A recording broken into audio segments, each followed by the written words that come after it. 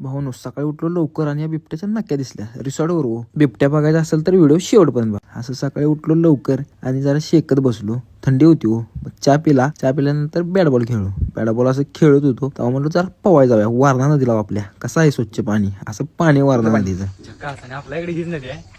नदीचं पाणी खालचं काय दिसत नाही. तिथनं मग आवरून बाहेर पडलो. जंगल सफारीला चाललेलो. हे जंगल सफारीचं मेन गेट. तिथनं आत गेलो. हे जनाबाईचा आंबा बघितला 200-250 वर्षापूर्वी. हे झाड आपल्याला सांगतंय खाली पण भेटायचं वर पण भेटायचं, त्यामुळे माणसं जपायला शिका भाऊ. मंदिरापाशी गेलो 1889 मधलं. हे विठलाईचं मंदिर जे आम्हाला गाईड करायला तिथं दादा 180 प्रकारचा आवाज काढतात.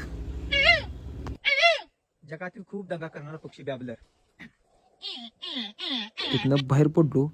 जंगल सफारीत गेलो. तिथं काय दिसलं नाही. आपल्या रिसॉर्टवरच बिबट्या होता. तो बिबट्या दिसला मग रिसॉर्टवरचा नाक्यावर पडून गेलता दिवस सकाळी. मग तिथनं बाहेर पडलो. मग आलो घरला. लाईक आणि फॉलो करा.